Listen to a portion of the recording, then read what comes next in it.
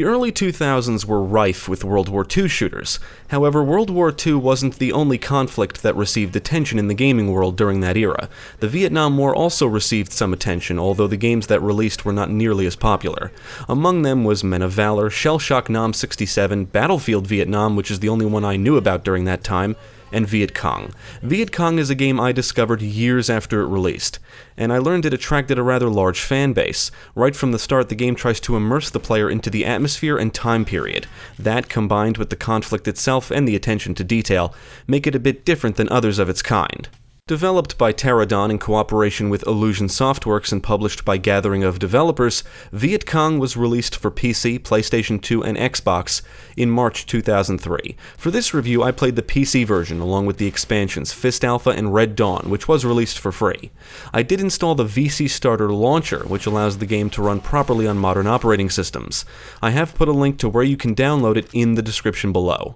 Now let's take a look at Viet Cong and see how it turned out and if it still holds up. Okay, we have quite a lot of evidence to suggest there's a large VC shipping route nearby, used for moving weapons, food, and supplies. We think it's part of the Ho Chi Minh Trail. The main campaign and Red Dawn puts the player in the shoes of Sergeant Steve Hawkins, who was assigned to the Special Forces camp in Noi Pec in South Vietnam. These campaigns take Steve and his team on various missions against the Viet Cong and North Vietnamese forces. The Fist Alpha expansion is a prequel, and players are put in the shoes of Sergeant Douglas Warren.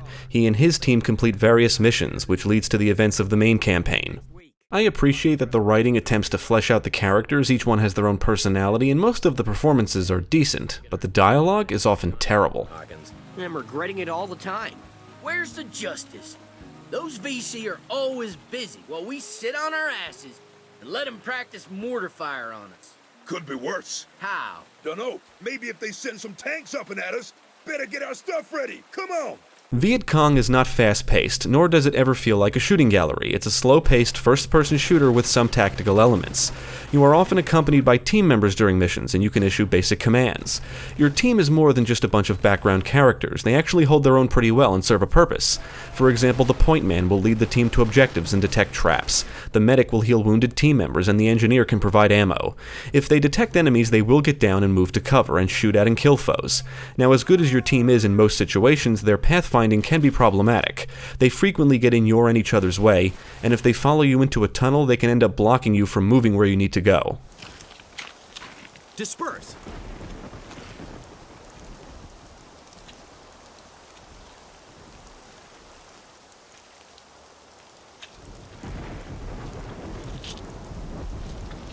Spread out!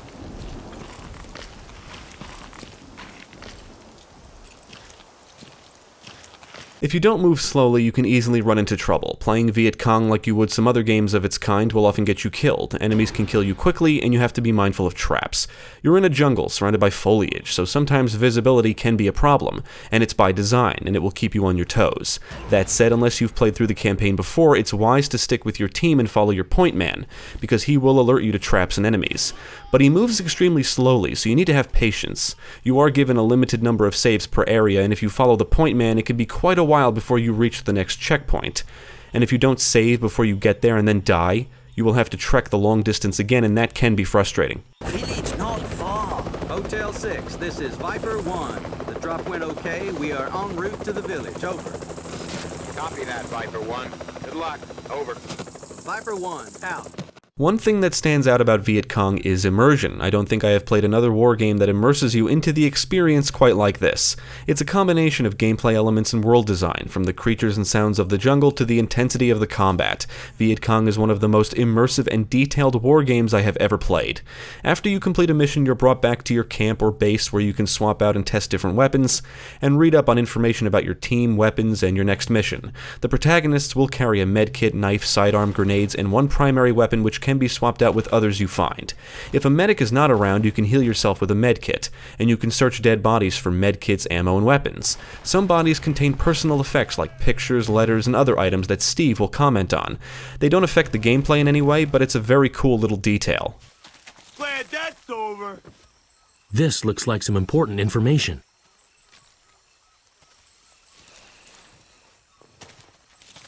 The combat in Viet Cong can be very intense, and any objectives that you have to complete solo can be terrifying.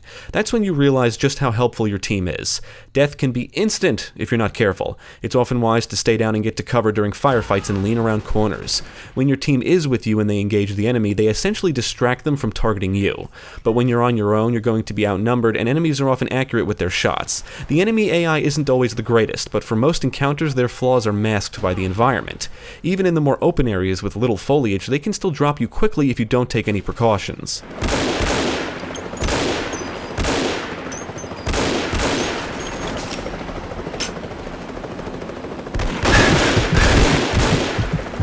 When there's not a lot of foliage, you can easily spot foes and pick them off. They blend in better in the more lush jungle environments, which is why moving slowly is important. It's wise to let your point man take the lead, and you should always keep an eye out for movement in the distance. Even during firefights, it can still be hard to see where the enemies are. You want to look for muzzle flashes, and you can sometimes reference the radar on your HUD to see red dots, which indicates enemies.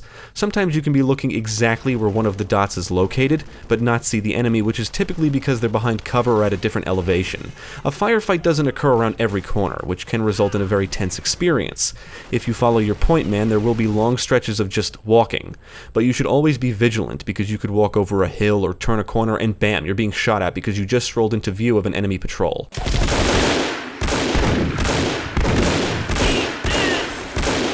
I do think Viet Cong does a great job at depicting jungle warfare. There's no objective markers on your HUD to reference or obvious paths to take most of the time. You can often bring up a map of the area, and it's usually obvious what direction you should move in, but the game does not hold your hand. The point man is your guide. The jungle areas are large and dangerous. Traps and enemies can be anywhere. The earlier mission areas are more linear than the later ones, which will often contain branching paths and multiple ways to a destination. And it could be as simple as going left or right around a large rock or structure. All VC, KIA. Damn, over there. Notes. Our intel guys will tackle that. Oh no, more of them.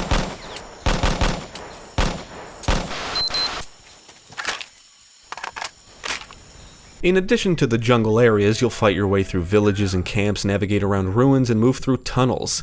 As you may or may not know, Vietnam contains an impressive network of underground tunnels which soldiers would use to get around and hide.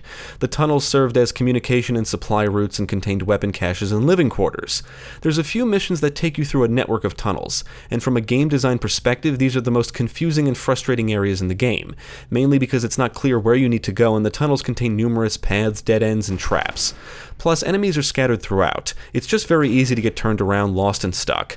Quick saving becomes very useful during these missions. Despite the more frustrating aspects, it is impressive how the tunnels are depicted. You'll be moving through living quarters, various rooms, you can stop at weapon caches to acquire weapons and ammo, and even see where they shit.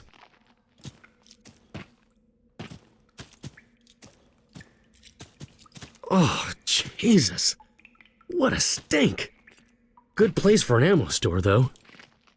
Now, the actual missions the game takes you on are what you would expect from a game like this. Find and rescue NPCs, defend areas, and blow things up.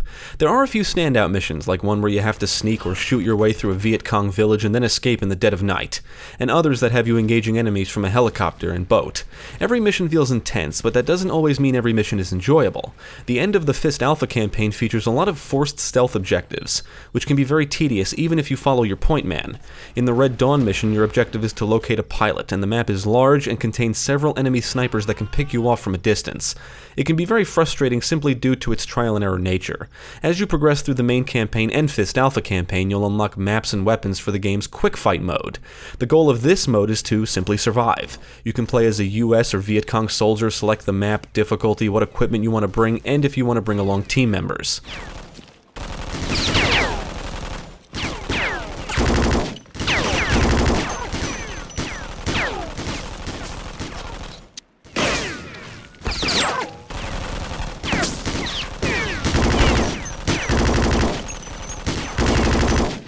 For the time it released, I think Viet Cong was a great looking game. Poppin' is the only real eyesore I encountered. A lot of things look great and crisp from a distance.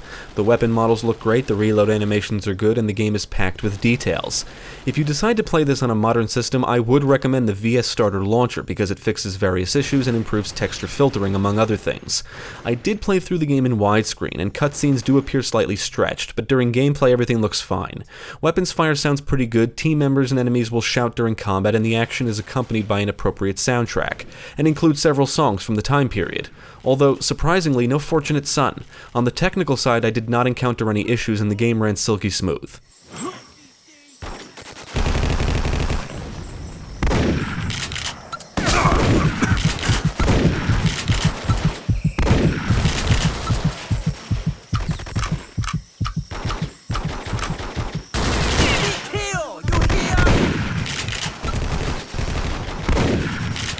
Viet Cong is one of the best war shooters I have ever played, and primarily because it feels different. It contains a nice balance of realism and convenience. It's not ultra-realistic, but it's not a shooting gallery either. This is war. Staying down and behind cover is often the best way to survive firefights.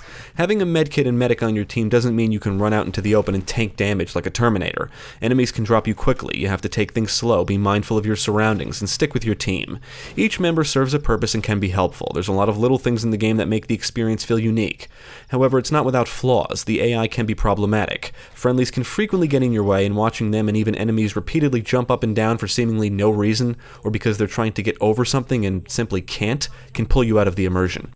Furthermore, the slow-paced nature of the game is not going to be for everyone. If you approach Viet Cong like it's a Call of Duty game, for example, you're going to be in for quite a surprise. That said, I would recommend first-time players follow the point man, but that means some missions can feel like they drag on. There will be significant stretches of walking and no combat. But that's also what makes the combat intense. You don't really know where the enemy is, and the jungle doesn't make it easy to spot them.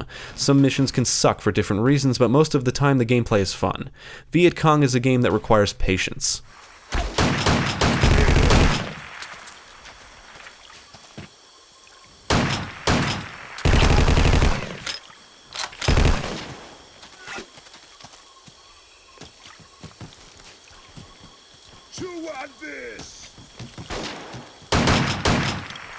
I would absolutely recommend Viet Cong. When it comes to war shooters, it's very refreshing even to this day. The main campaign, expansions, and quick fight mode ensure there's plenty to do if playing solo, and the game does come with a multiplayer component which I didn't get to try.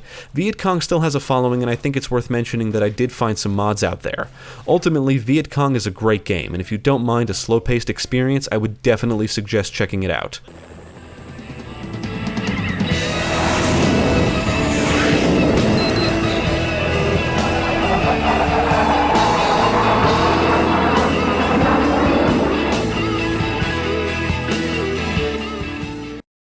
Thank you for watching. If you enjoyed this video, check out the rest of our channel, follow us at the links below, and you can also support us on Patreon. If you're interested in more gaming content, check out our friends over at Gamecast.